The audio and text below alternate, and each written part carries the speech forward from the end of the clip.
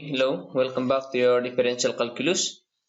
Okay, so we will now proceed with your module 3, the differentiation of your transcendental functions.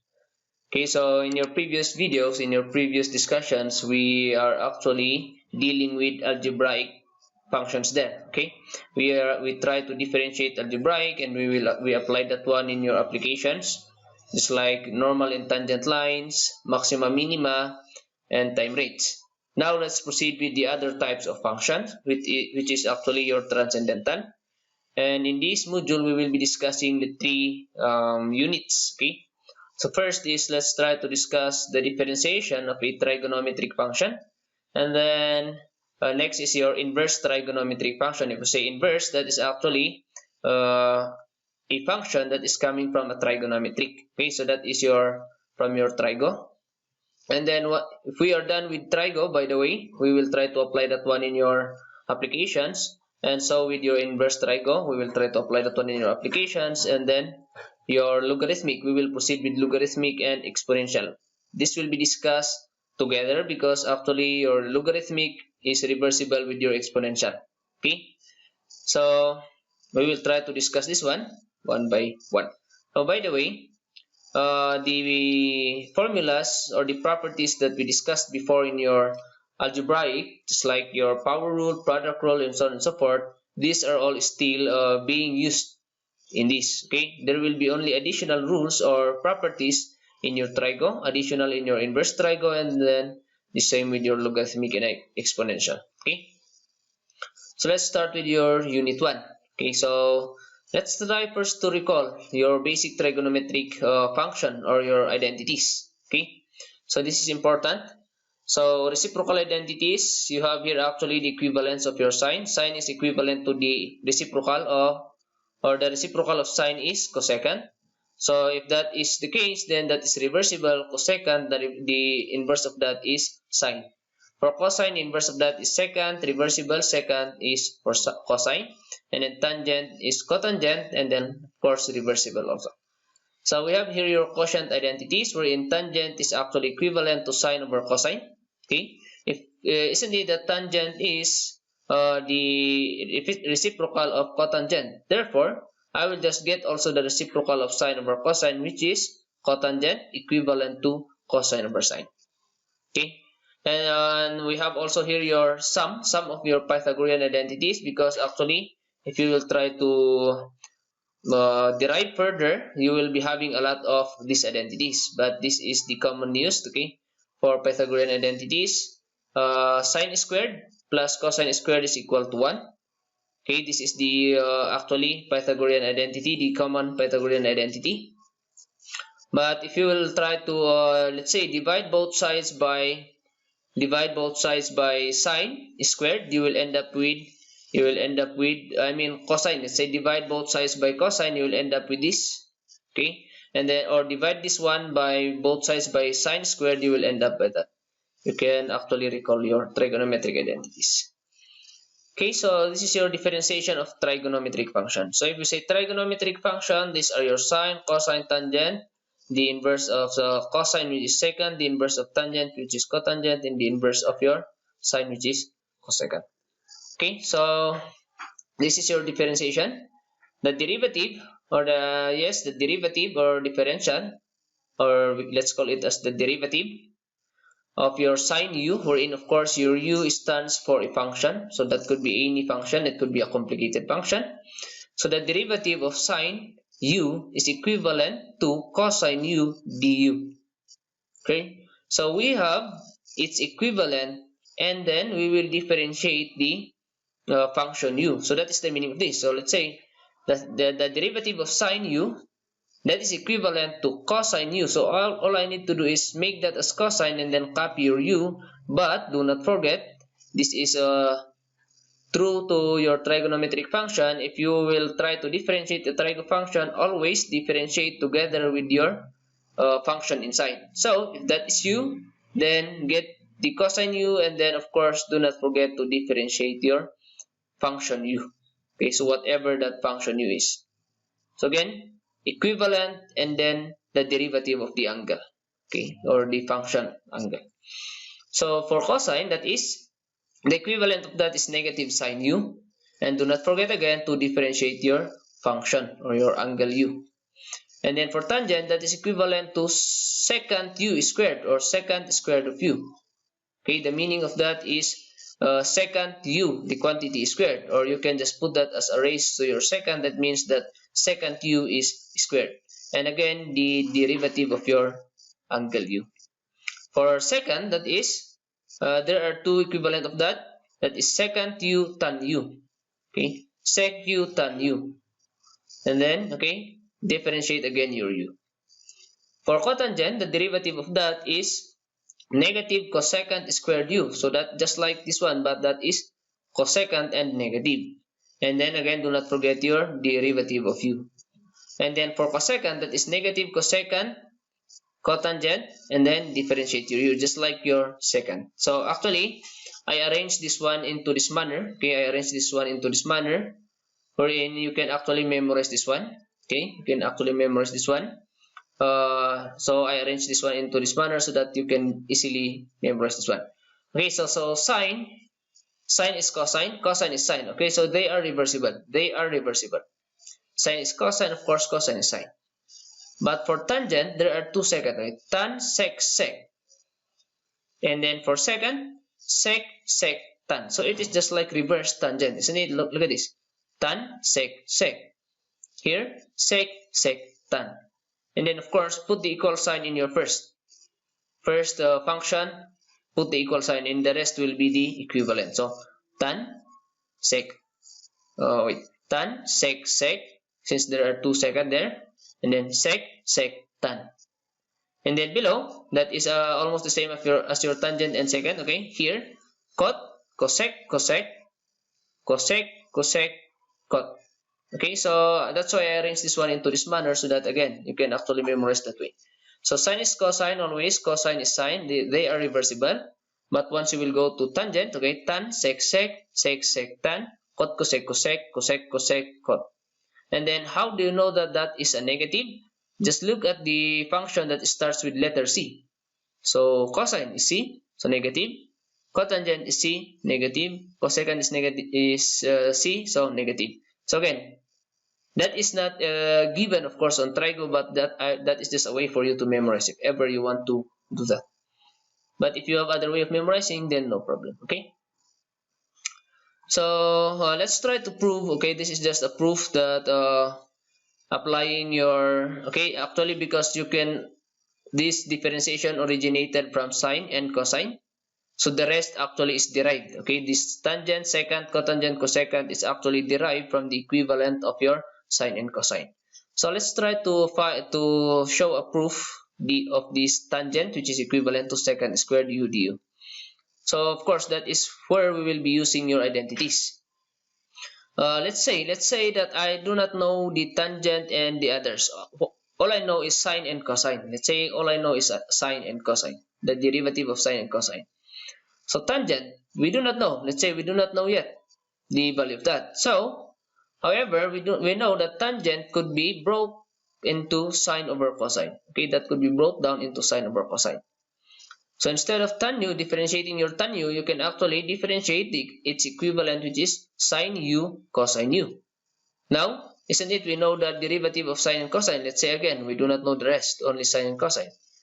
But if we will try to differentiate this one, this is a fraction, so that will follow your quotient rule. So as I've said before, we are still using the previous rules or properties that we discussed in your algebraic. Okay, so quotient rule. It says in the quotient rule, copy below, differentiate the top. So copy below, differentiate your top, which is sine. What is the derivative of your sine? Which is cos u du. Okay. And then now minus, copy your high, differentiate your low. So copy your high, that is sine u, differentiate your cosine u below, which is negative sine u du. And then of course square your denominator, so that will be cosine squared. And then of course simplify. Cosine could actually be written into cosine squared, and then negative and negative will be positive, so sine and sine will be sine squared. So actually you can rearrange that one into a way that you can factor out your du, isn't it? So that will be positive sine squared plus positive cosine squared, and du is outside. And of course, cosine squared u is here. However, going again to your Pythagorean theory, square of sine plus square of cosine is equivalent to 1. So actually, square of sine, square of cosine, you can actually change that one into 1. So you are left here on top with only du. Du all over that cosine squared of u. And if we will try to go back again there, what is 1 over cosine? 1 over cosine is equivalent to secant. And there are two 1 over cosine, since that is 1 over cosine and another 1 over cosine. So that is actually 2 secant. So that will be secant squared. Therefore, the derivative of the tangent u is equivalent to secant squared u times du. Okay. So if you want to prove your cotangent, that is the same concept here, okay, as your tangent. All you need to do is break down your cotangent into cosine, sine, apply quotient rule. Here is the proof for secant. Okay, for secant, let's say we do not know yet the equivalent of secant. Since, let's say, memorizing that one is very, very long. So let's say we forgot that one. What we know is sine, cosine is negative sine. Okay, so however, we know the equivalent of secant to be 1 over cosine. Okay, we will try to transform that one into sine and cosine, since let's say that is the only differentiation that we know in trigo. Okay, so secant, you can change that one into 1 over cosine. Okay, so that is what I am going to do here. And then of course, you can put this one on top, apply power rule, that will become raised to negative 1, or apply same quotient rule. So let's say I will apply quotient rule.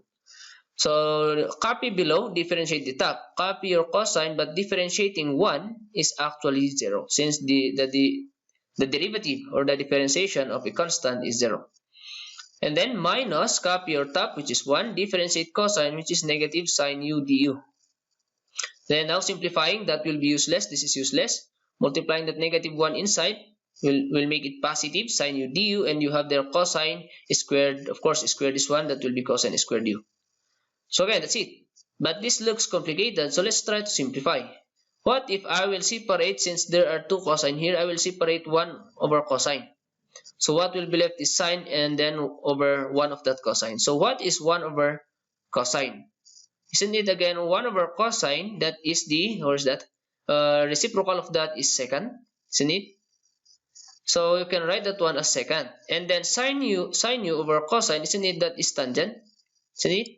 So sine u cos u, you can write that one as tan u. Therefore, the equivalent or the derivative of secant u is sec u tan u du. Okay. So if you want to prove also your cosecant, that is the same concept as this. Break down your cosecant into 1 over sine and then apply quotient rule, simplify, you will end up with this. Okay. So that is proof using your sine and cosine only. So let's try to have examples, okay, with values of your u. Your u is now a given function. Okay, so find the derivative of y equals sine for x. So what does that mean? Your y is equivalent to sine u. Your u here is actually your 4x. Okay, now apply the same, differentiate both sides. So differentiate your y, differentiate your sine 4x. So differentiating your y, that is y prime. Of course, we will differentiate with respect to x, since your variable, your y is a function of x. So differentiate, that will be y prime. Differentiating sine u, okay, again go back there, sine u is cos u du. Okay, so the differential or derivative of sine 4x is cosine, copy your u, which is 4x, and then again do not forget always to differentiate your angle. So your function u or your angle u is 4x. So differentiating that one with respect to x will be 4 dx dx, or just 4. And then of course this will go before, so that will be 4 cosine 4x. So that is the equivalent of your, or that is the derivative of our function here. Again, apply the differentiation, get the equivalent, and differentiate the angle. Okay, let's try to have the second. Okay, first derivative, or find the derivative of this. So you have here your y is equal to sine cube 4x. Okay, so what is the meaning of that? Your cube here, or your raised to 3, is actually raised to the function sine 4x. So if you want, you can rewrite that one into use your open and close parentheses, so that your cube will be outside, and your inside will be sine 4x. But that will be the same meaning as this. Sine raised to 3, that means sine 4x, the quantity raised to 3.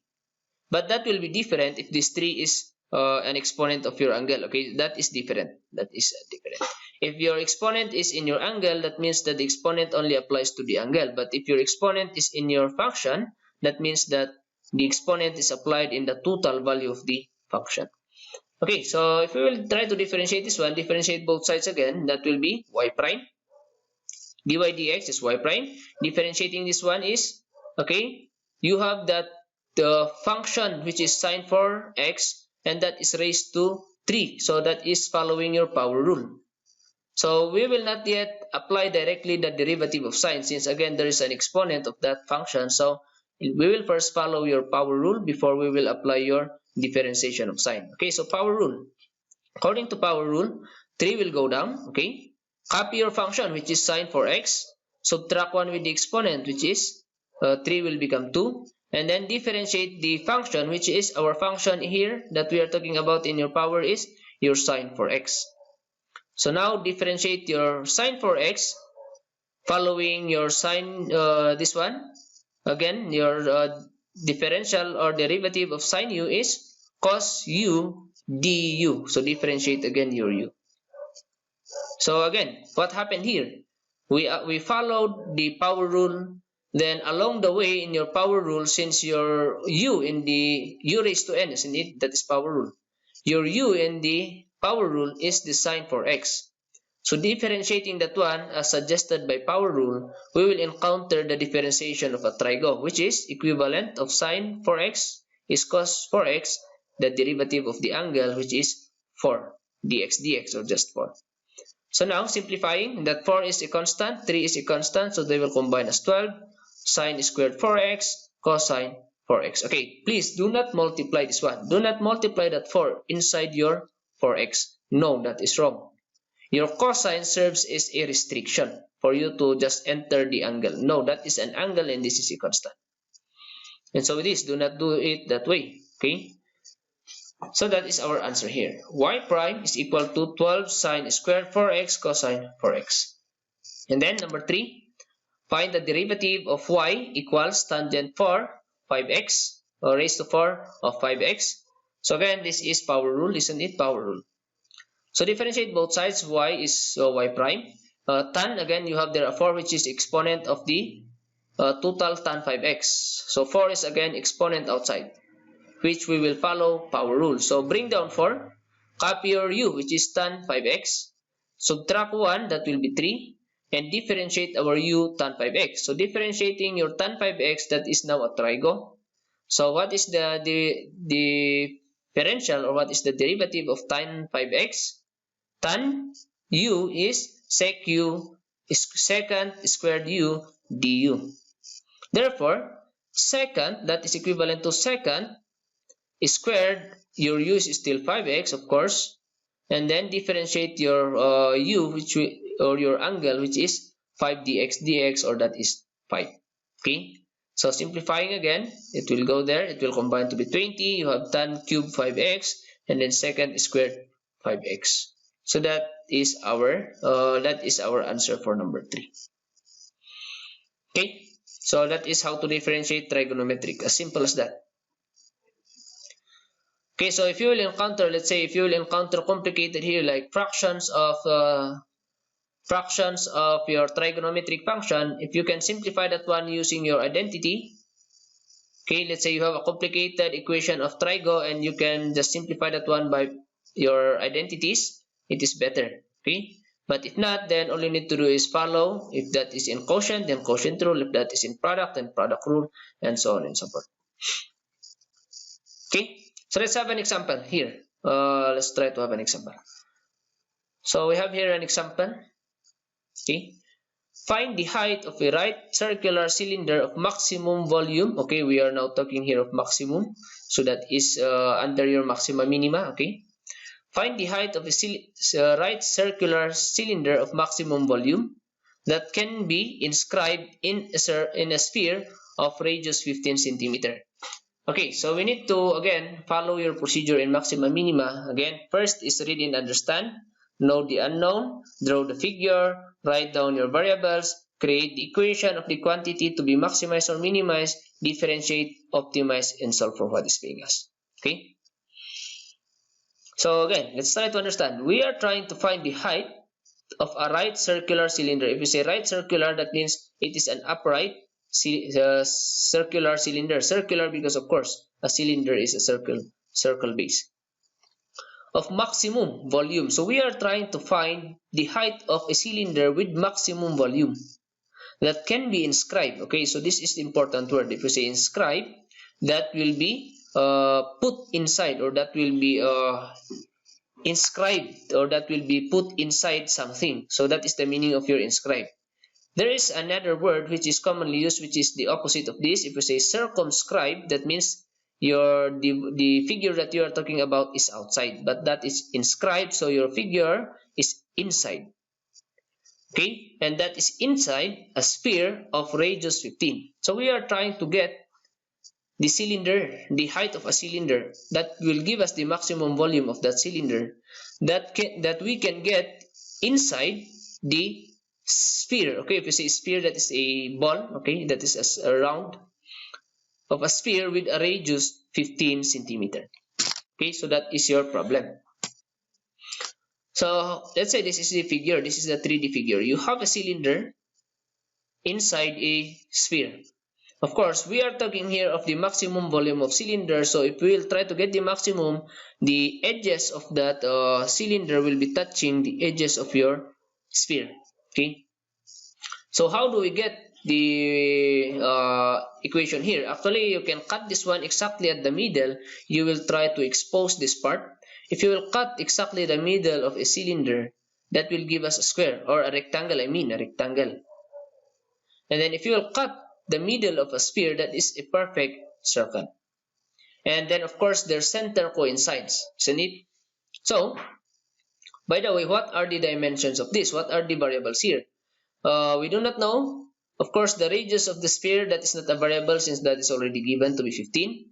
So from the center to the edge of any of the circle here, because actually that represents your sphere, that is all throughout 15. Any direction from the center to the edge of the circle, that is always 15 centimeter. However, we do not know yet the dimension of your sphere, cylinder, since that is the unknown. So what are the dimensions of a cylinder? First is the radius of your base. So actually, if you will try to get the center of that to the edge of that circle, that is actually the radius. Okay. Or if you want, you can make use of the diameter, but I'd rather use the radius so that we can relate that one later on. And then of course, what else? Is the height, of course, the height of your cylinder. So that is also a variable, since we do not know if that is this cylinder, or that is a narrow cylinder, or that is a very, very wide cylinder. So these are variables, the height and the radius. Okay, but we know for sure that since we are considering a maximum volume, the corners of that cylinder will always be touching, so that we can maximize the volume of that. The edges or the corners should be touching the edges of your, or should be touching the circle itself or the sphere itself. Okay, now how I will try to find a way, okay, to relate that h, that r, and 15. Actually, if you will try to create here a right triangle, okay, get the half of that height, that is this one, isn't it? Get that radius, that is this one. So you can actually create your right triangle. Okay, but here you can actually solve this one using algebraic solution. But I will show you using your trigonometric, and maybe later I will show you the solution using algebra. So there are a lot of ways to solve the problem solving. So for us to have a trigonometric function, first and foremost, you need to have an angle. So it's up to you. So you cannot make use, you cannot say that this 90 degrees is theta, because that is for sure known to be 90. But here, the angle here, that is a variable, isn't it? We do not know that one. Or you can make use of this angle here. All you need actually is one for you to create sine, cosine, tangent, or whatsoever trigo that you need. So let's say this is my theta, or you can try also this could be your theta. If you will try to solve that, we will still end up with the same answer. Okay, so let's try, okay, to make use of that as theta.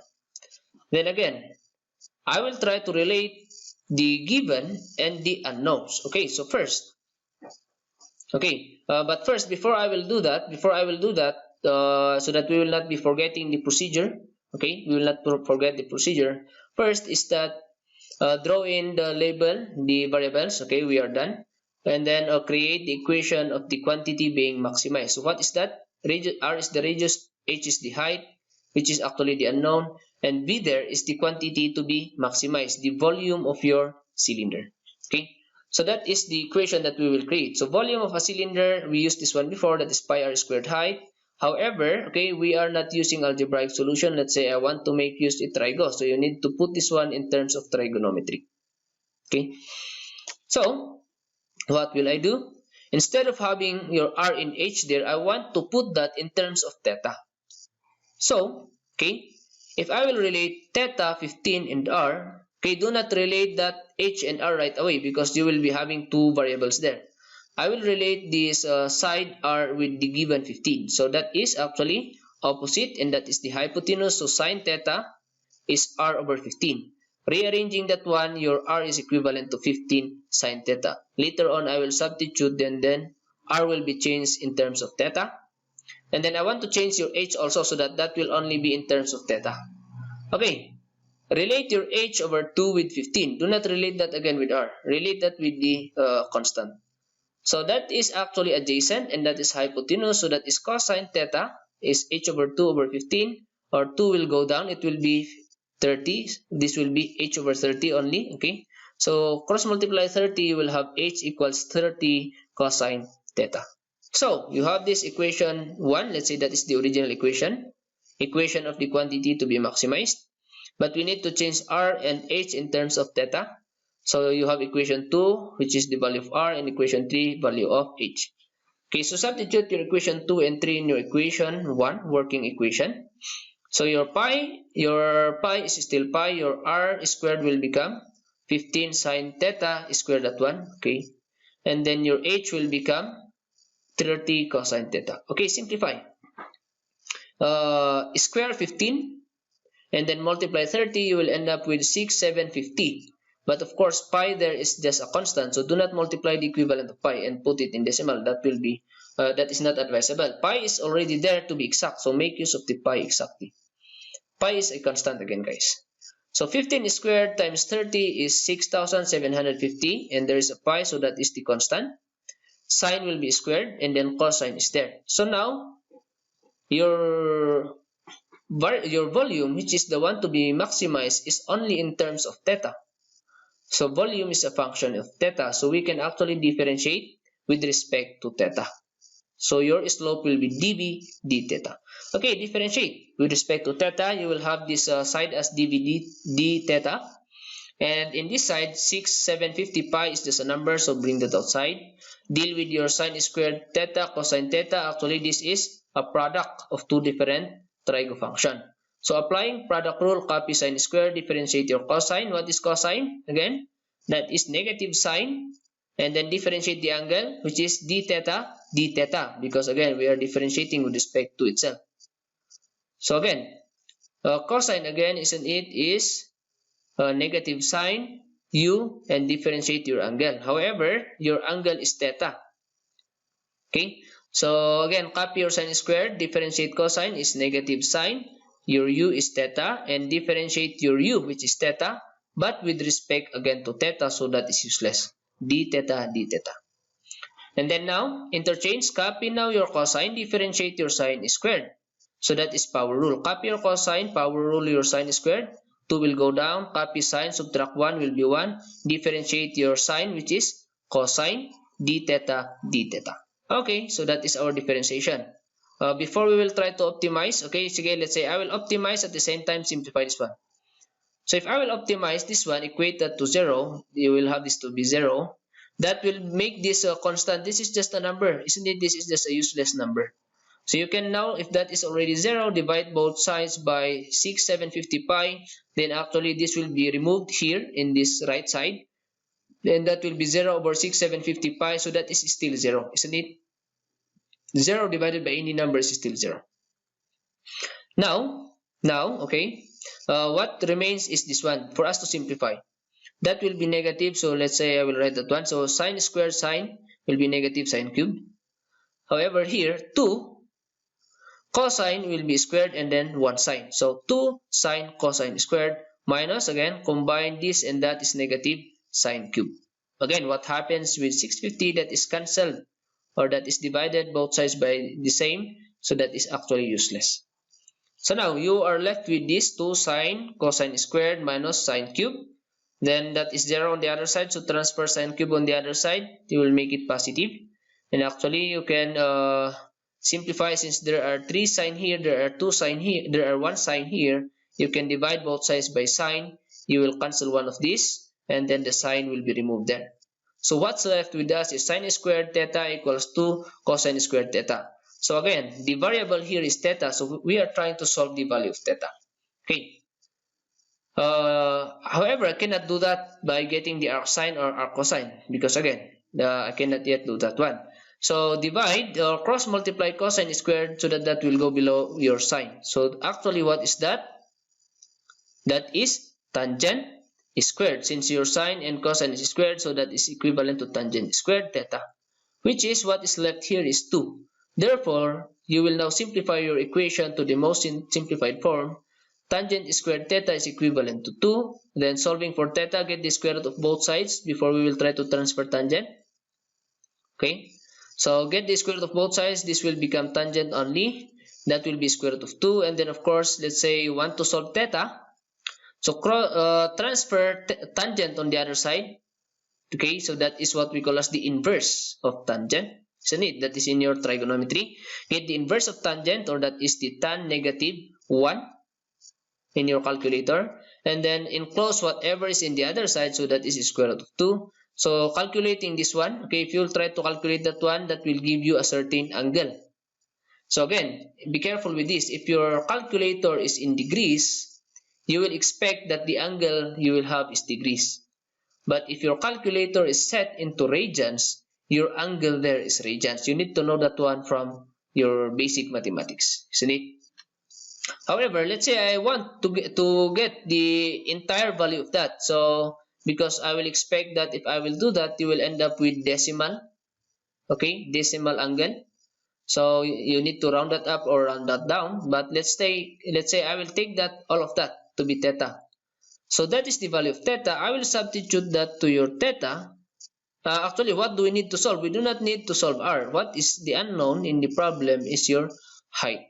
But let's say you need also your radius, then substitute the theta here in your equation 2. But since we do not need your radius, what we need is only the height.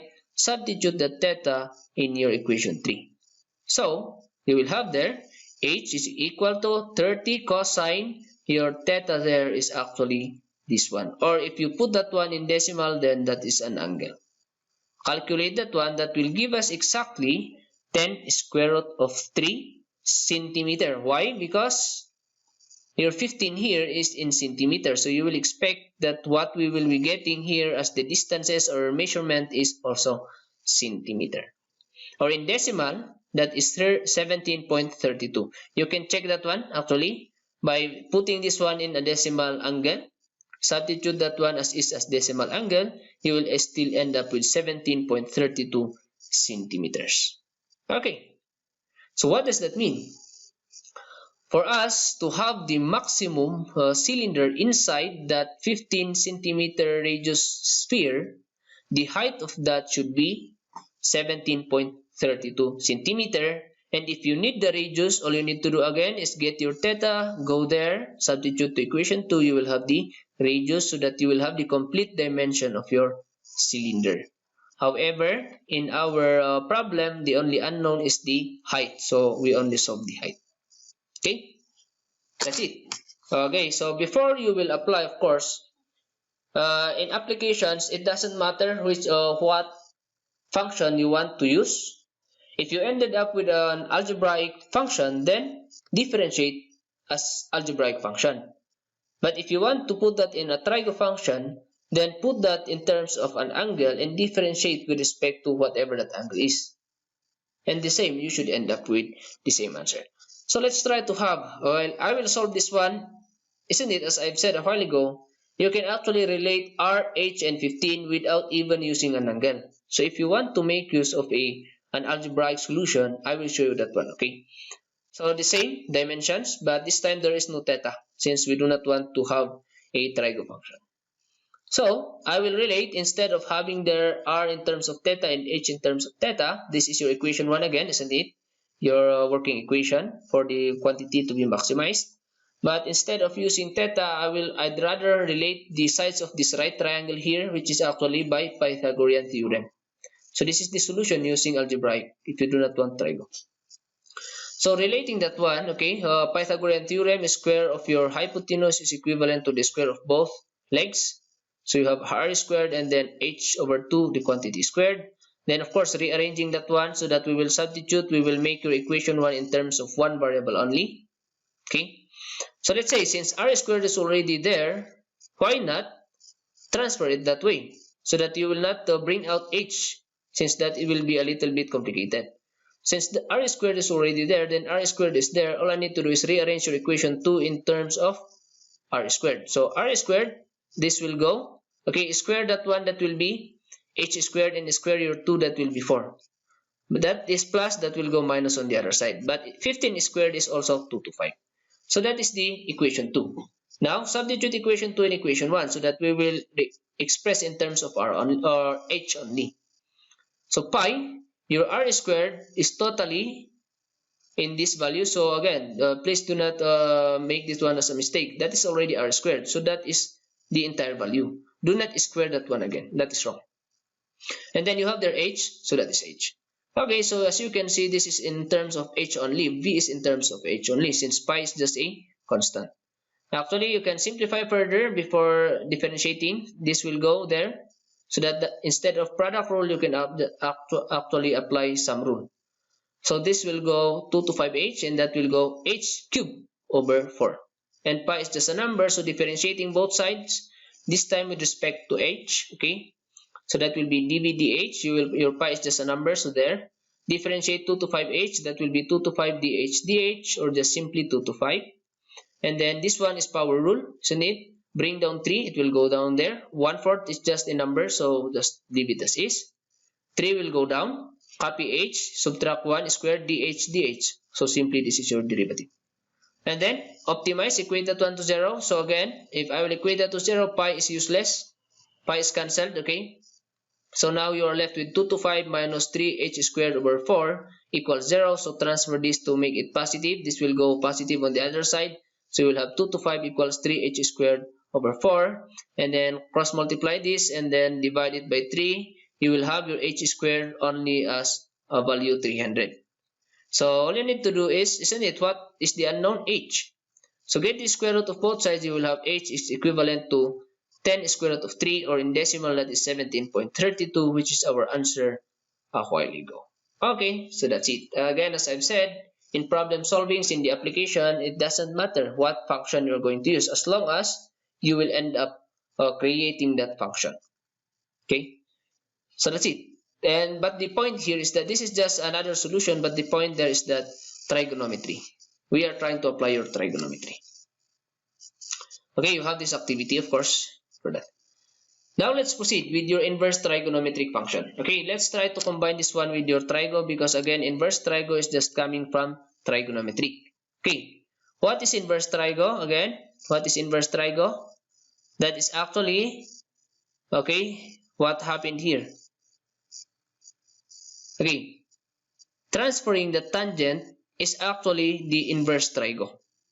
Okay, so if you want to bring out an angle, this function, the trigo function, will transfer on the other side. That is what we know as the inverse trigo. So you can write that actually, if that is tangent transferring on the other side, you can write that as tangent raised to -1. That is inverse tangent. Or you can actually call that one as arctangent. Okay, tangent raised to -1, or transferring tangent, that is equivalent actually, or can be called as arctangent. So arcsine, that means sine raised to -1. Okay, cosine raised to -1. cotangent raised to negative 1, and so on and so forth. So this is a given formula. Okay, so actually I cannot give you a way to memorize this one. So maybe you can memorize this one. It's up to you how you will do it. But as you can see here, this is just equivalent. Okay, these are just equivalent. So the differential or the derivative of arc sine or the inverse of sine, and of course your function is your u. The derivative of that is du all over the square root of 1 minus u squared. So what does that mean? Get the derivative of your u, that is the value on top, all over, get the square root of 1 minus whatever your u, get the square of that. So that's it. This is a formula. And then for your cosine, that is almost the same as your sine. That's why I wrote it this way also, so that they are actually partner. So sine is partnered with cosine. So sine is actually the same as your cosine, only that your answer is a negative. Okay. So again, differentiate your u, that is the one on top. And then square your u, that is the one there. Okay. And sine is positive, cosine is negative. In the arctangent or the inverse tangent, that is du all over 1 plus u squared. So it is a little bit simpler since we do not have a square root. And that is now plus. Okay. And I pair that one with cotangent because that is actually the same, only that that is negative. And then for your second, that is paired with your cosecant, isn't it? Okay. So second is du all over, just like your sine, but they are interchanged. Your u is there first before your 1, and you have a u outside the square root sign. Okay. And then for cosecant, that is the same, but that is negative. So I wrote it this way so that you can memorize it maybe by pair. Okay. Sine is the same as cosine but negative. Tangent is the same as cotangent but negative. Secant is the same as cosecant but negative. Maybe your pointer here again is that cosine starts with c, so negative. Cotangent starts with c, so negative. And then cosecant starts with c, so negative. So maybe that is your pointer here in memorizing. Okay. So I will just show you one proof how this is done, how we ended up with this equivalent. Actually, that is just coming from, since again, as I've said before, you will only have an inverse trigo if you will try to transfer a trigonometric function on the other side. Therefore, if that is the case, then actually you can also derive the formula of differentiation of an inverse trigo from a trigonometric function. Okay, so see, I will try to prove your arc sine and the same concept in proving the rest. Okay. So let's say the derivative of arc sine, okay, let's say in the first place we do not know this one. But we know that arc sine is actually a transferred sine. So what if let's say I will equate that one with a certain variable. Let's say y is equivalent to that value that we are trying to differentiate. So later on, if you will try to figure out a way to differentiate this one, if you will differentiate this one, that y prime is equivalent, since that is equal to your arc sine u, the y prime here is the same as the derivative of your arc sine. Okay, but okay, I will show you. Let's say we do not know the differentiation of arc sine. So let's try to bring it back to trigonometric. So this will go sine. Again, this is your sine raised to negative 1. So bring it back, it will go sine. So your u will be left here behind. Your arc sine will go sine together with your y. So now your y is the angle. Okay. So following your knowledge in your trigo function in your differentiation a while ago, differentiate both sides, but this time with respect to, let's say with respect to y. So differentiate with respect to y, that will be du dy. Differentiate with respect to y, that is, what is the derivative again of sine? That is cos u du. So cosine y, and differentiate your y with respect to y is dy dy. So that is simply 1. Okay. However, in here, let's try to, since y there is our angle, let's say that is our angle, y is the angle. Let's try to break this down into a right triangle. Okay, your angle is y. Cosine, what is the meaning of cosine? That is opposite, isn't it? That is opposite over hypotenuse, isn't it? that is opposite over hypotenuse. So again, what is your cosine y? Cosine y is, not opposite, sorry, adjacent over hypotenuse. Adjacent over hypotenuse. So let's say, since your sine here, your sine y, okay, for us to change that one, for us to change your cosine later on, but we need to get your right triangle, we need to create your right triangle from this function that we ended up a while ago. Isn't it? We try to transfer that. So sine y is u. But sine is, before getting that cosine, first let's try to label your right triangle. So your sine is what? Sine is opposite hypotenuse. So if that is your angle, sine is opposite hypotenuse, which is u only. Sine is equal to u. Or actually, you can make that as a fraction, u over 1. That is the same, isn't it? So your u is the opposite. Your 1 there, your divisor 1, if you will try to put there 1, is your hypotenuse. Therefore, isn't it, what we need for cosine is the adjacent. So we will get, using Pythagorean Theorem, get your third side. So 1 squared is 1 minus u squared is, and get the square root of both sides, you will have the third side. Okay, that is how we ended up with this one. Pythagorean Theorem again. We have the hypotenuse, we have one leg, so we are getting one leg. So this will go minus on your square of the hypotenuse. So 1 squared is 1. Subtract your u squared and get the square root, that will be the third side or the second leg. Okay. Again, where did we get this right triangle? That is coming from the result of transferring arc sine, that is the trigo function. And then creating the right triangle of that, you will end up with the sides, and of course differentiating that one, you will end up here with du dy, okay. But your cosine y could be changed, okay, by its equivalent using your right triangle. What is cosine again? Adjacent over hypotenuse. So your adjacent is this one and your hypotenuse is 1. So instead of having that cosine here, try to substitute that equivalent. So du dy is this value is square root of 1 minus u squared all over 1. So, isn't it? Differentiating your y is dy. Okay, differentiating your y, which is dy. Differentiating that one, which is dy. And then, of course, interchange this one. Dy will go there. Actually, that one is useless, isn't it? So, this complicated will go down below. Interchange with dy. So, dy, which is actually the derivative of your y, is, okay, we wrote that one as dy since we did not differentiate that one with respect to any, or with respect to x. So your dy is actually the derivative of this function, which is equal to the derivative of that since they are equal. Therefore, the dy or the derivative of that arc sine u is equivalent to what? Okay, again, cross multiplying this, dy will go here, 1 is useless there, this will go below. So your dy or derivative of arc sine u is du, and this will go down square root of 1 minus u squared. So that is how we ended up with the value of this. So proving actually the rest will be the same process, transferring those one to make it a trigo, and then differentiating and then creating the right triangle to get the equivalent, substituting and then get the answer. So that is the same proving as this.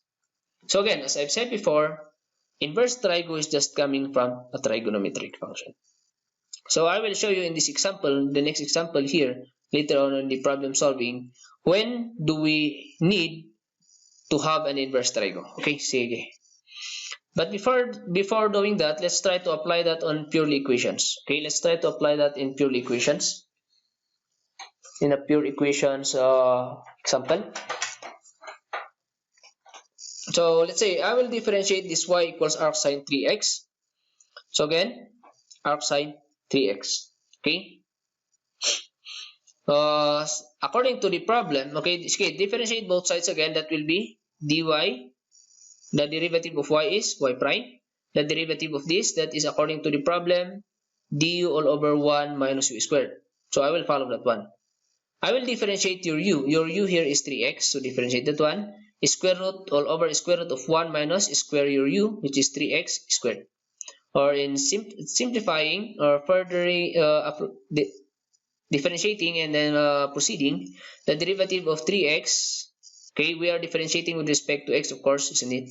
So that is 3 dx or simply 3, and simplifying that will be 9x squared. Okay, I will show you another solution for this. Okay, maybe later on. Okay, we will first try to solve this one before I will show you the solution using trigonometric. How about this? Okay, so y is arctan x4. Okay, so differentiate both sides again. That will be y prime. What is the differential or the derivative of arctan? Going back there, du all over 1 plus u squared. There is no square root, so arctan is du all over 1 plus u squared. Arctan is du. Okay, differentiating that x over 4, actually x dx, 1/4 is just a number, so that is your du. And then 1 plus u squared. Your u is x over 4 squared at 1. Okay, so this is just simple simplification algebra. Squared at 1 is x squared, that will be 16. Combine, make it as the same fraction. This will, so 16 LCD. This will be again x squared over 16. LCD will be 16. That will make it 16 over 16. And that is x squared. But that 4 here will go down. Isn't it? Fraction denominator on top of a fraction will go down. So actually 4 will cancel 16 there. Okay, so 4 cancel 16. What will be left here is 4. That will be cancelled. That 4 will flip on top. It will go 4. So you will now have the derivative of this to be 4 all over 16 plus x squared. Okay, so that is how we ended up using your derived formulas of inverse trigo. Now I will show you. Now I will show you the solution using trigonometric. Okay, since again you can always bring back your inverse trigo into a trigo function. Okay.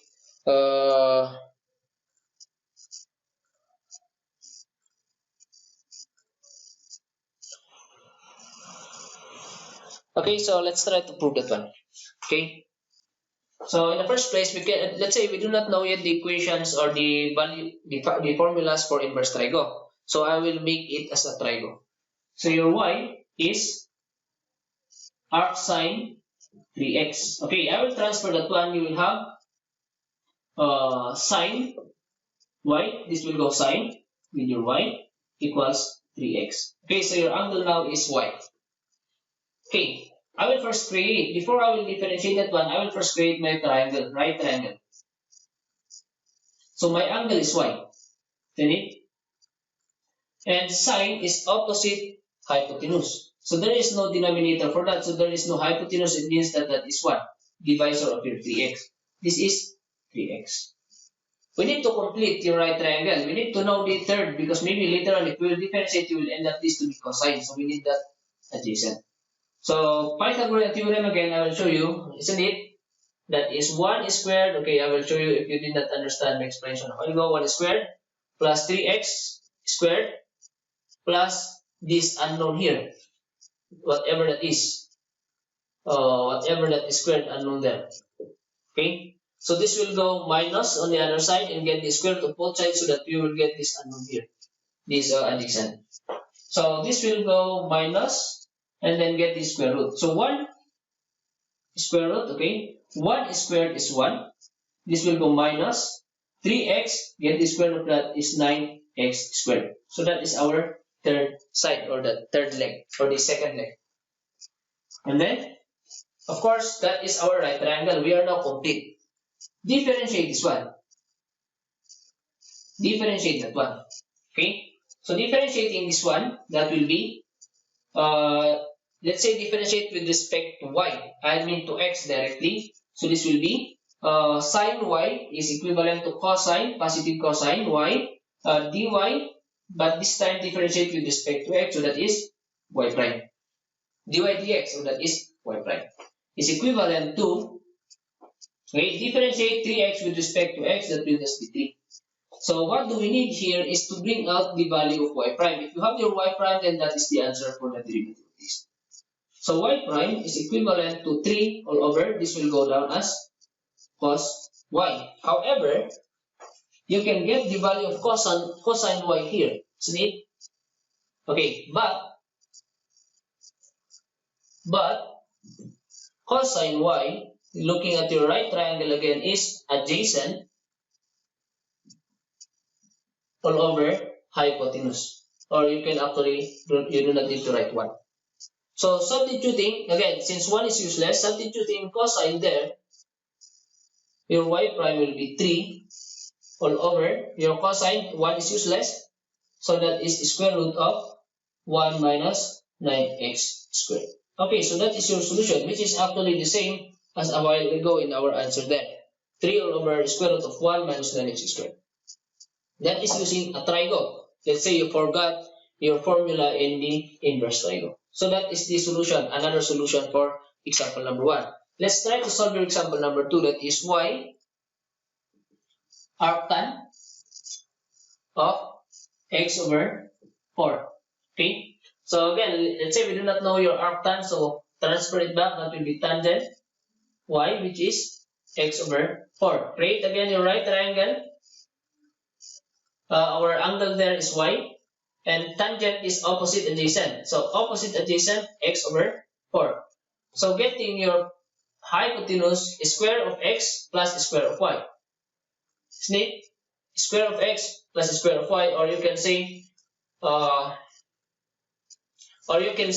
square of y. Sorry. Square of x plus square of 4, or you can interchange. It doesn't matter actually. So let's say x squared plus 4 squared is 16. Okay. So now we are ready to differentiate this one. Just like differentiating that one. Differentiate, that will be, what is tangent? Tangent is secant squared. Copy your function, which is y. Differentiate your y with respect to x, that is y prime. Equals differentiating this with respect to x is 1/4. What we need is y prime. So this will go down.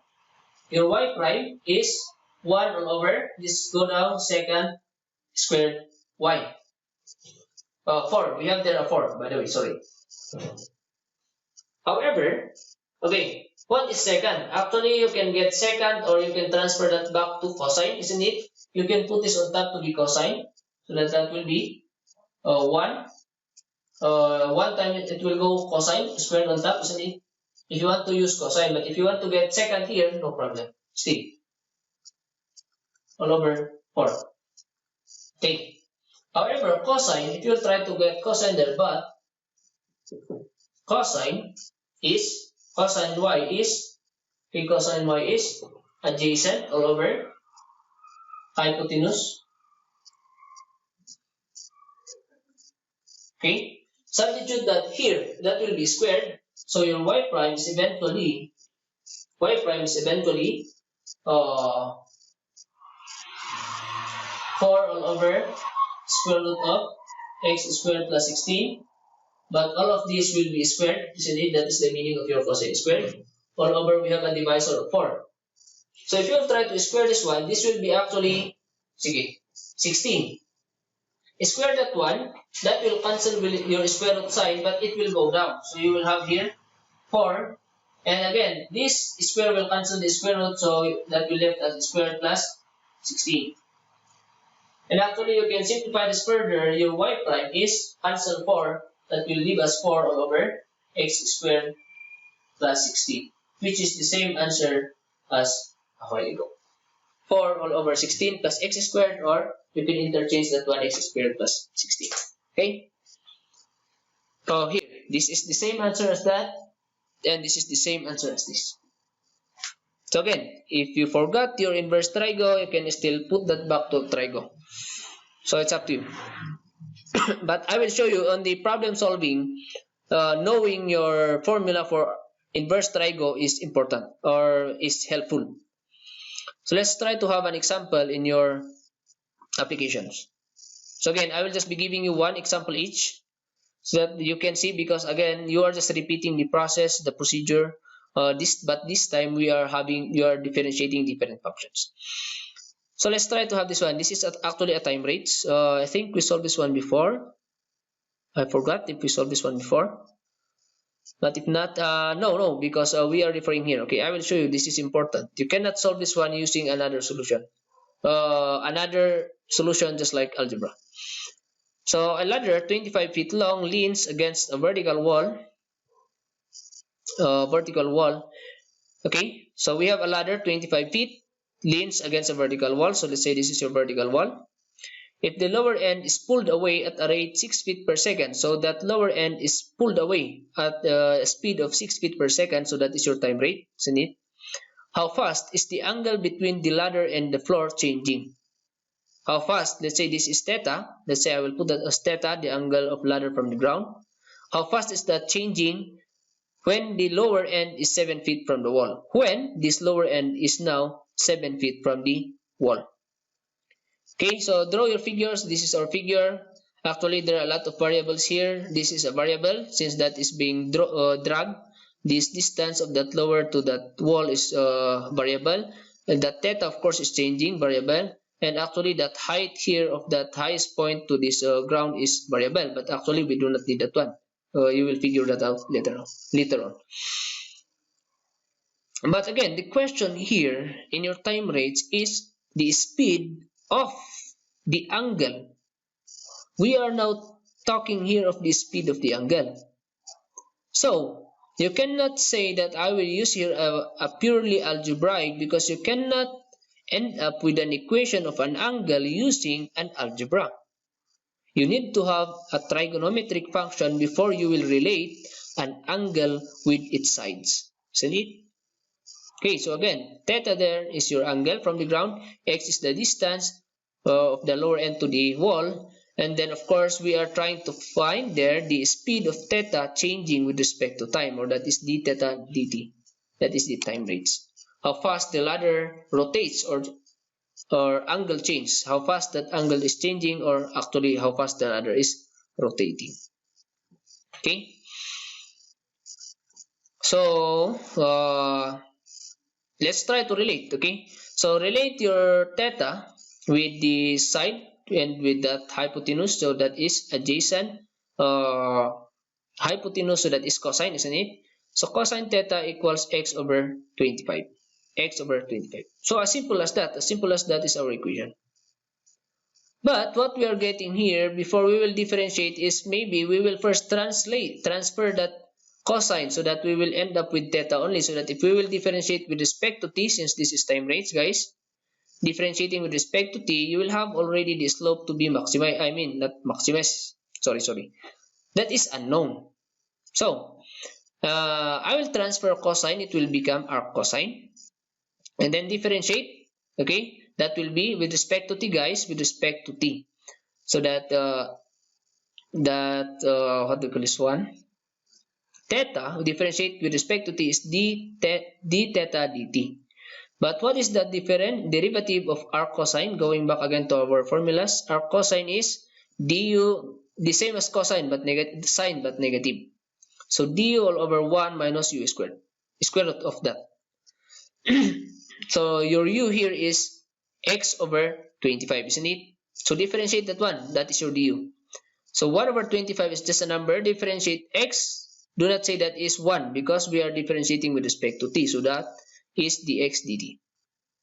Now, that is negative, guys, okay? Square root of 1 minus square your u. Get the square of your u. So square that one. That will be this one. So simplifying. So again, the 25 will go down. Okay, so you will only have there dx dt. And then guys, simplifying this one, square that one. So x squared all over 25 squared is 625.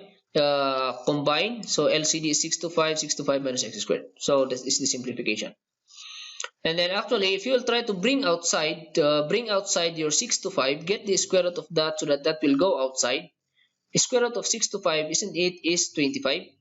So this will go outside as all over 25. So actually that cancels with the 25 here. So that will be gone. So you are just left with 625 minus x squared. Okay, that is how you ended up here. But we are trying to find d theta dt. However, there is another unknown there. It's okay with x, because That is a given situation when that x is 7 feet. That is the meaning of that. So x is there. However, what is dx dt? Isn't it? It says there that there is a given rate 6 feet per second. That is how fast this lower end is being pulled. So the speed of this being pulled is the same as the speed of that x elongating. So elongating, your x is elongating. So the speed of that lower end to be pulled is the same as the speed of that x to be elongating. So that is positive 6 feet per second. So dx dt will be 6 feet per second. Substitute that one in our equation. That is now 6.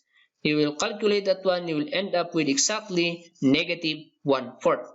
Or the equivalent of that is negative 0.25. But the question, what is our unit? Okay. We are referring here to angle and time. So that is a speed of angle with respect to time. But if you will try to go around here in our solution, there is no such given unit for an angle, isn't it? Going to trigonometry, there are units of angle. One, the common use is degrees. But can you see there any degrees? No. What else? The commonly used also is radian. Or we know radian to be unitless. If we say radian, that is unitless. You can convert a degree into radian, or you can do it vice versa, wherein 180 degrees is equivalent to pi. Isn't it? That is the equivalent in radians. 180 degrees, the equivalent of that in radians is pi. But here in this problem, we do not have any unit for such as degrees. So you will not expect that theta is in degrees. There is no unit. So you can say that is unitless angle or that is radian. Okay. So again, since there is no unit of any angle here, then that is a unitless angle which is radian. Okay. So radian per second. So what does that mean? That is negative 0.25. That is how fast this angle is changing. Why is it negative? Because as you will pull this one away, your angle is decreasing. That's why you have here your negative. So that is the good thing in your application. You can always check your answer by going back to this scenario. Again, negative since theta is decreasing. Your dx dt is positive a while ago since that is elongating. Okay, so that's it. Now I will show you another solution if you do not want to have inverse. If you want a trigo, then no problem. Okay, so this is another solution. The same figure, the same assumption, the same unknown, but your equation, I will not transfer the cosine on the other side. It will remain cosine. Now what will I do? 25 will go there, so that will just be simpler. 25 cosine theta is equal to x. Now all I need to do is just differentiate with respect to t, so that we will bring that out, that d theta dt. So differentiating with respect to t, you will have this. You will have this by the way, okay, 25 is just a number that will be outside, but the derivative of cosine is negative sign, so that will make it negative. Negative sine theta. Differentiate your theta with respect to t is d theta dt. And then differentiate x with respect to t, that is dx dt. And then rearranging for us to find out that theta d theta dt, that is the unknown, isn't it? So this will go down. So get your negative so that will just be d theta dt. Get the negative together with 25 and sine, it will go down, your dx dt. We know again that your dx dt is 6 feet per second, and we know that x is 7 feet. But actually we do not need that x. What we need is the angle theta. Okay. So solve this theta when x is 7 feet. So as simple as that. If x is 7 feet, what is the value of theta at that time? Okay, so that is what we will substitute there. So all I need to do is go back there. Okay, so if x is 7 cosine, so get the arc cosine of that. Theta will be 73.74. Okay, let's say you solve this one using a calculator in degrees, so you will expect an angle in degrees.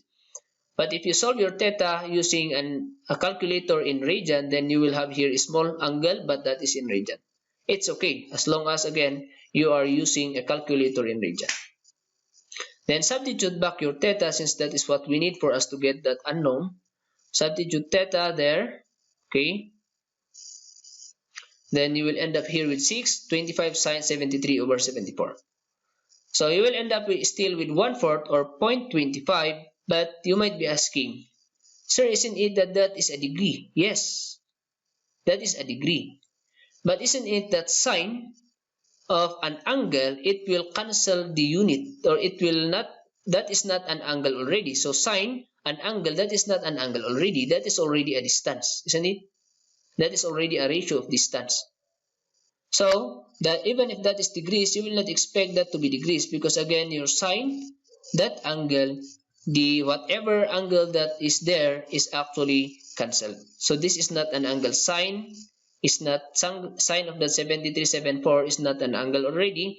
It is already a ratio of a ratio, isn't it? Your sine is ratio of x and 20. I mean of this and 25, isn't it? But again, ratio is unitless. So even if that is degrees, this will be unitless. Therefore, unitless per second, or that is rad per second. Negative 25. So the same answer as a while ago. Let's proceed with your logarithmic and exponential. Okay. So again, recall in your basic mathematics. Okay, laws of exponent. This is important, and the laws of logarithm. If you have there two bases, let's say a and a, there is the base, and they are raised with different number and they are combined, actually you can use a single base and then add the exponent, isn't it? Just like, let's say this is x squared, that is x cubed, that will combine into x squared plus cube is 5. Okay, so that is the laws of your exponent. If they are divided, instead of, if that is product, they will add, but if they are divided, they will subtract the numerator minus the exponent of denominator. And then if it is a power of a power, or it is raised to another exponent, what happens with the exponents will multiply. Okay, m times n, they will multiply. Or reverse is that if you have their a and b, which are a product, and they are both raised to n, we used this one a while ago, you can actually distribute your n. Or you can actually reverse the process. If you have this one, you can factor out your exponent. Okay. Or in division, we used this one a while ago, isn't it? If you have two divided functions or values, and that they are both raised to an exponent, you can actually distribute. Or you can do reverse process. If you want to get that n outside, then you can factor it outside. Okay, laws of exponent, important. Laws of logarithm. Log BA, okay, that is your logarithms. How do we read this one? What do we mean by that? Log of A to the base B, that is how we read that one. Logarithm of A to the base B. And what is the meaning of that? The meaning of this is that logarithm of A all over logarithm of our base B. Okay, so that is the meaning of this logarithm. Or if you have only their log A, automatically if you do not have base there, that is automatically to the base 10. However, if you will try to break this down into its equivalent, log A log over log 10, logarithm, actually the base of your logarithm is 10. Okay, the base of our logarithm is 10. So if you will try to calculate logarithm of 10, that is equivalent to 1. So actually that is the same as simply as log A. Okay, we have here your natural logarithm, your ln. Okay, what is the ln? That ln is actually a logarithm to the base e. That is actually a constant e, which is equivalent to 2.7 something. E is a constant, isn't it? That is a constant of logarithm e, which is equivalent to 2.7 something.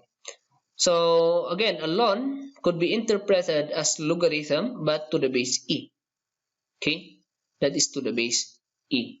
Or you can rewrite that one as log a to the base e. So if you will try to solve again, let's try to say, let's say a is given. Let's say put a number of a and put a number of a there. The value using a ln a is the same as log a to all over log of that constant e. Okay, so you can check that one by assuming value of a. And these are the important here. These are the important parts. Okay. If somehow you have there a logarithm of a product, okay, your a there or your function here is now a product that could be brought back into summation. Or reverse process. If you have a logarithm of the same logarithm, okay, if you have the same logarithm here of summation, let's say m and n, you can actually put that back to logarithm of their product, mn. Okay, you can check that one by assuming values. How about if they are divided? You can put that back. Your numerator is always a positive, your denominator is negative. Here they are all product, or they are all on top. There is no denominator, so they are all positive. But since there is a denominator is a negative. Okay, so let's say you have there 3 m n all over p. So that means log m log n minus, if you have there p all over p, let's say again all over p minus log p. Okay, so a denominator is a negative logarithm, and you can actually put that back. A positive is always on top, and a negative is always a denominator. Okay, this is another important here. Okay, this is how we will relate exponent with logarithm. This law of logarithm. If you are trying to get a logarithm of something raised to something, okay, a function raised to something, you can put that exponent before your logarithm. That is the same value, or that is how we will reverse exponent, or how we will bring down exponent. So again, let's say you have there a raised to n. You want to bring down exponent, get the logarithm of both sides, so that n, or that exponent, will go before the logarithm. These are important concepts of mathematics in your logarithm and exponential functions. Okay, so this is your differentiation of logarithmic function. Okay, so if that is log of your function, let's say your function there, your logarithm, getting the logarithm of a function u, any function, to the base b. Let's say you are given a base b there, or that is the simple log, then the base is 10. Okay, that is equivalent, the derivative of that is du all over u. Okay, du all over u times logarithm, get that base, but you are getting the logarithm of your constant e, that is the constant of logarithm. Okay, that is the 2.7 something. So that is the derivative of log function to the base b. All you need to do is differentiate your u, and then copy your u below, and then multiply that log b, but you are getting the logarithm of e. But if that is ln, okay, if that is now ln, if that is ln, guys, okay, if that is ln, then actually the same as this. Differentiate your u all over u, and then ln of your e. However, isn't it? Okay, I will show you in this blackboard. I will show you in our blackboard. Actually, that is a single formula. You only consider another simplification for logarithm, natural for ln, for natural logarithm, because of the explanation, because of the conversion of that. Isn't it? If you're differentiating a log to the base, all you need to do is differentiate your u all over u, and do not forget to get the log to the base b of e. But if you are differentiating now a ln, how did that end up to du over u and e? Okay, let's say actually that is just coming from this. Okay, now if you do not want ln, isn't it that ln is a logarithm? Isn't it? You can transform that one. Ln is a logarithm to the base. Your base here is e. Isn't it? That is our explanation of how you go. Ln is a logarithm to the base e. And then, of course, this will be u. So now, let's say you do not know that one, but you know that this is the formula for that. So differentiating this one will end up with du all over u log of our base. Our base there is not a number, it is a constant e, and your e. So what do we mean by log e log e? Isn't it that log e log e is log of that number here all over the log of the base? So even if you have different values of this in decimal, somewhere like that, something like that, they are the same, so that will be useless. So actually that is 1. Therefore, this derivative of ln u is as simple as this only, du over u. Okay, so that is how we ended up here. Again, let's try to apply this one. That is the only additional formula in logarithm. Okay, so let's say differentiate or get the derivative of this. Y is equal to log to the base 5 of 4x plus 3. So formula du over u, log to the base of that number of the constant e. So we'll just follow that one. So this is your u, differentiate that one, and then copy that below, and then log to the base 5, since that is our base, of your constant e. Or you can simplify, okay, differentiate your top, that is your du again. The derivative of 3 is 0, the derivative of 4x, we are differentiating with respect to x, by the way, is 4 dx or simply 4.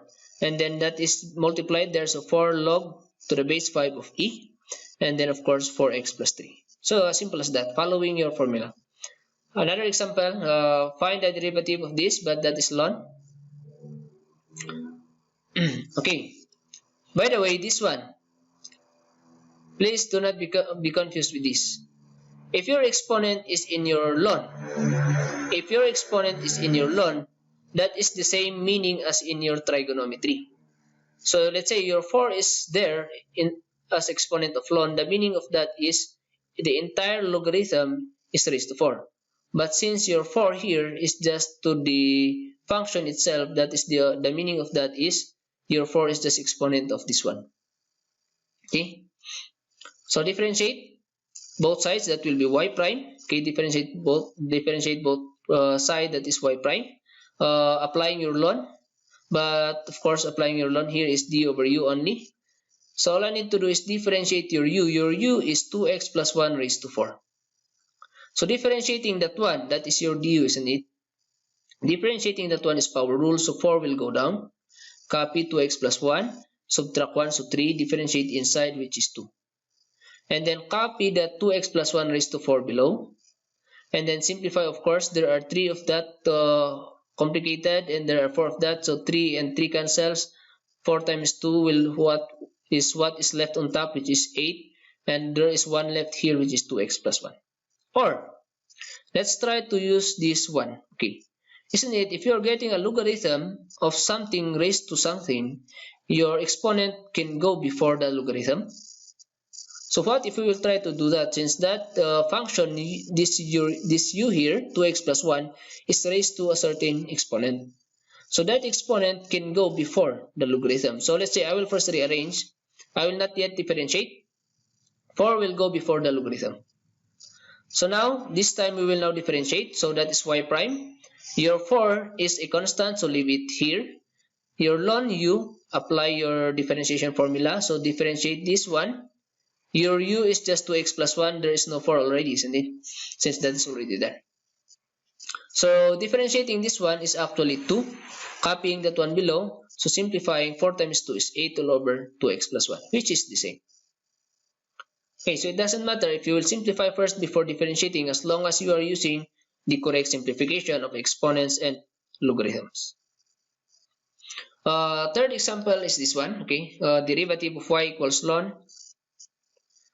But this one is this square root. There is no given formula for that, but we can again put that one into exponent raised to 1/2, so that you will apply the same as this, isn't it? That will be raised to 1/2. Then applying, you can actually do this way. Your u will be the entire raised to this 1/2, or if I were you, I'd rather apply this property again of logarithm, wherein the exponent will go before, so that we will not be dealing with fraction exponent. Okay, so this, let me first simplify. This will go below. So 1/2 ln whatever that is. But since that is a complicated fraction, again, you can go back to this one. It is hard for us to differentiate a fraction. So why not put it back to some rule? So the numerator is positive, denominator is always negative. So again, the exponent there is already 1/2 is already there. So I can rewrite this one also so that I will not be doing quotient rule. Okay, so let me simplify that one. This will be a positive logarithm and that is a negative logarithm. So we have our equation very long. Actually, this y is equivalent to this one, but at least it is a simple differentiation. Okay, you can compare that one if you will differentiate all of this as totally like that. So differentiating both sides, this will be y prime. Okay, forget about this. This is now the simplification or simplified. So 1/2 is just a number. Okay, 1/2 is just a number. Now differentiate this one. That is ln u. Again, du over u. Differentiating this one, 4 is 0, x is 1. So 1 all over x plus 4. Okay, so that is your du over u. Minus the same du over u. So differentiating inside is 1. Copying that one below is there. So we are done differentiating. All you need to do is simplify. Okay. So all you need to do is simplify, guys. So if you will try to do that, LCD. Okay, let's try to get the product of that. If you will get the product of that, then that is this one. Then this divided by this is x minus 4 multiplied to 1. You will have it there. This divided by that, you are left with x plus 4 multiplied with 1. That is there. So simplifying, x actually, if you will try to distribute the negative, that is negative x. So x and x cancels. This will go negative 4. So negative 4 minus 4 is actually negative 8. Simplifying that with your 1/2, negative 8 will become negative 4 all over x squared over 16. So that is our answer here. Okay. Actually, you can check that one by without bringing down the exponent, differentiating as is. So your u here is x plus 4 over x minus 4 raised to 1/2. You can do that one. That will, I am sure that will give you the same answer, but you will have a very long solution. Okay. So that is the advantage of knowing your properties. Your simple mathematics of logarithm and exponential. Okay, so that is logarithm. Let's try to have exponential. Okay. Differentiation of exponential function. So exponential, let's say you have there any base, let's say a constant base raised to a function. Okay, before you can say if there is an exponent, you can just apply power rule. If your exponent is just a number, then that is just power rule. But if your exponent is a complicated equation, so let's just say that is your u, you cannot apply power rule. Okay, that is not a power rule. Therefore, applying your exponential function, differentiation of your exponential. Okay, so according to our formula, okay, that is the differential of any constant raised to a function is the same as itself, but multiplying the logarithm of that base and multiplying the derivative of that function exponent. Okay, again I will repeat, the derivative of a raised to u is the same as a raised to u, but multiplied with the logarithm of that a, your base a, and then multiply with the derivative of that exponent u. How about, okay, so that is a is any number, guys. A is any number, just like in your logarithm. B is any number. However, if you have there to the base e, that is now logarithm. Okay, what if your base is not any number? It is now a constant e, your constant e, which is 2.7 something. What if that is the case? Actually, the same formula, but that will just be a little bit simpler here. Why? Why? Again, if you'll try to apply this one, okay, derivative, so copy, okay, copy EU. I will copy that one. Multiply the logarithm of our base, which is e. The logarithm or the ln of our base e, okay, the ln of our base e is what? Ln of e is 1, isn't it? If you will try to calculate that one.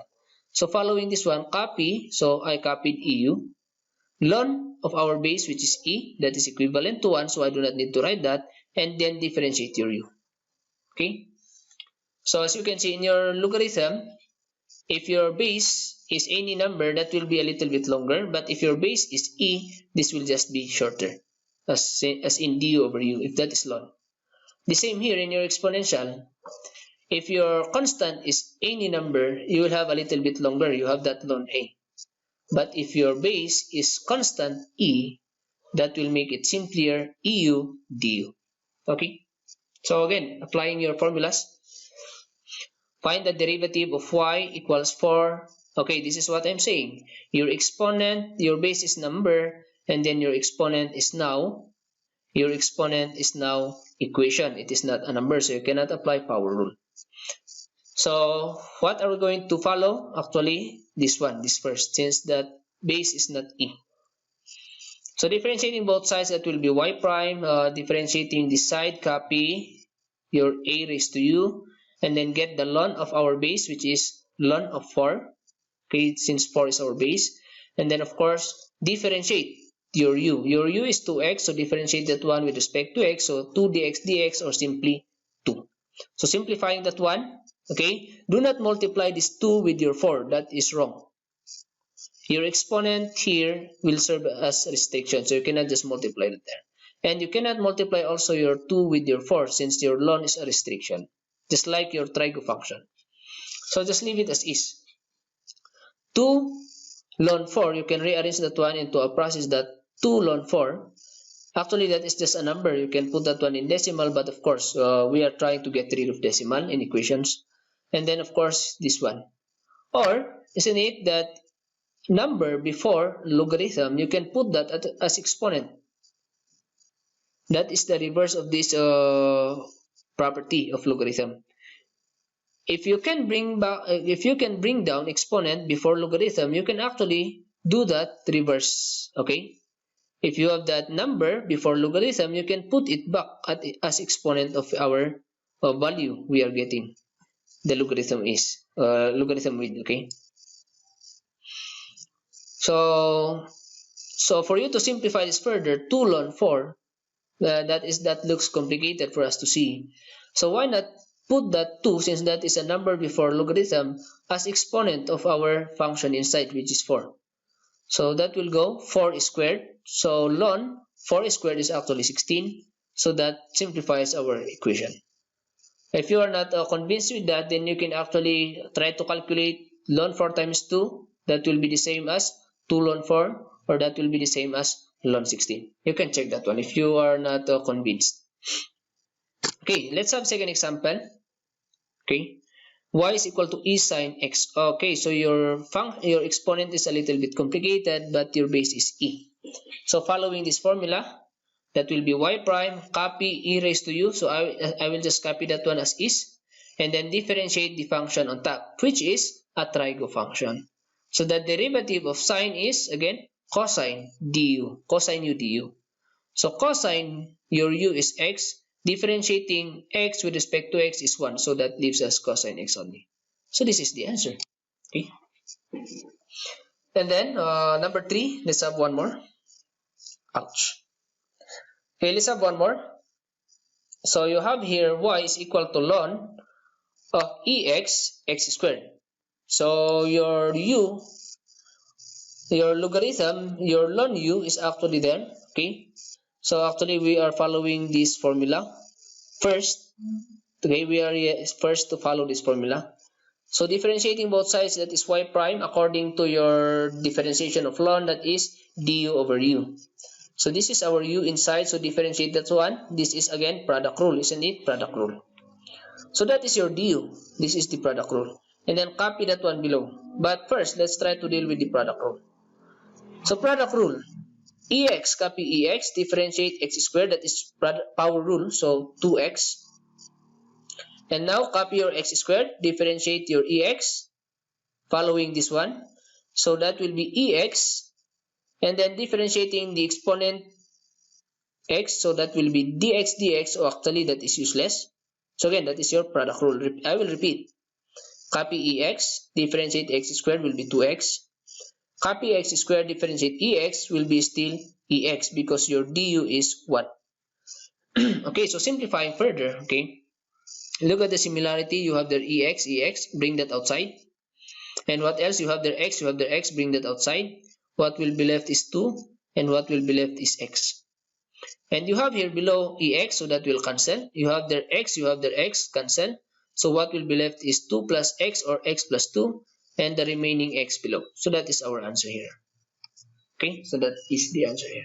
So as you can see, you can differentiate an equation, a combination of different functions. Look at this.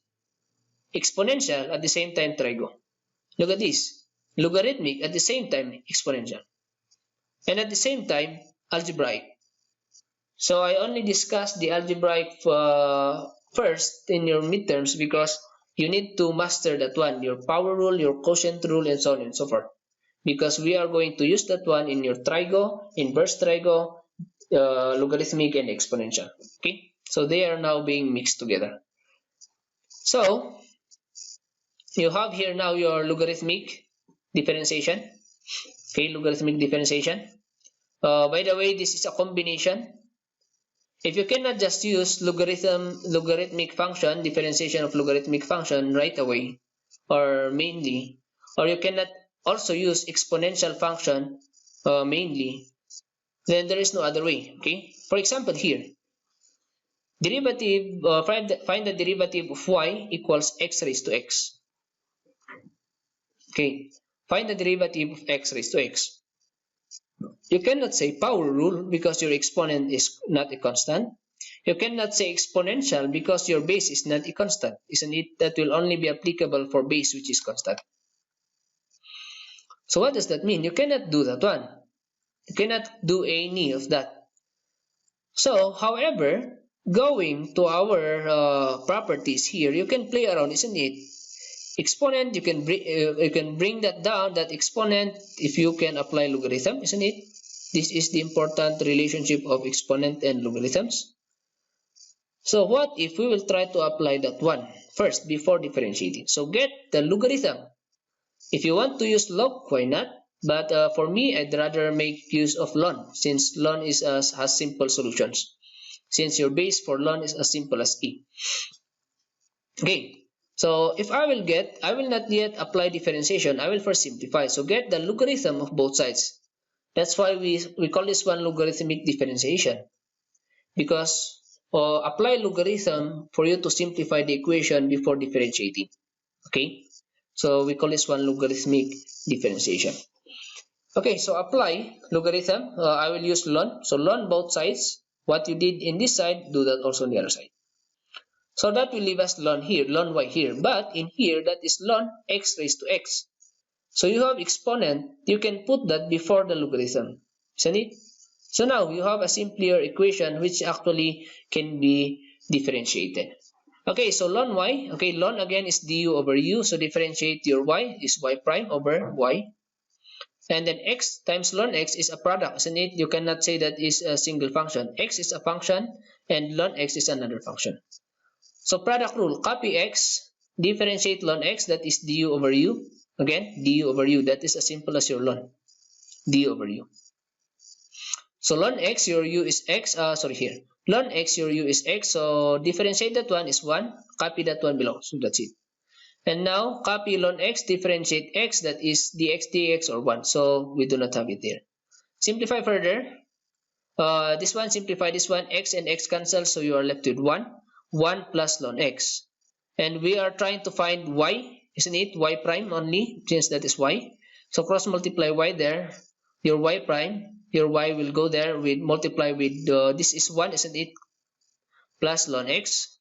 However, okay, your equation is y in terms of x only.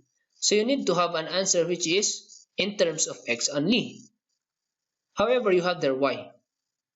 So you need to change that y. Go back to the original equation. What is y? That is x raised to x. So I will change that into x raised to x since y is the same as that, so that your answer will be only in terms of x only, isn't it? That is just like our higher derivatives, isn't it? If your function is only in terms of this variable, your answer should be in terms of that variable also. Okay? So that's it. Let's try to have one more example, okay? One more example before we will end totally, or yes, formally.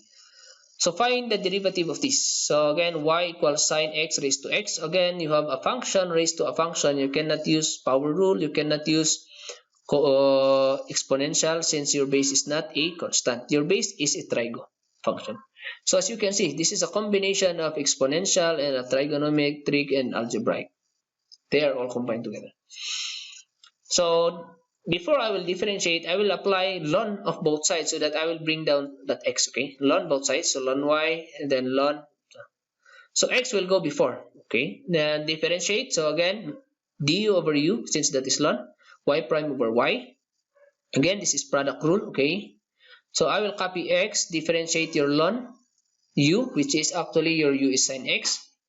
So again, your ln u is du over u. So differentiate your u, which is cosine x dx dx, and then copy that u below. Okay, so that is the derivative of our ln. Now reverse, copy ln sine x and then differentiate x, which is actually 1. So we do not need to write that. And then simplify further.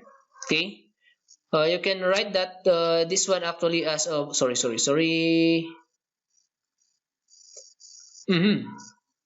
Sorry, this should be tangent. Sorry.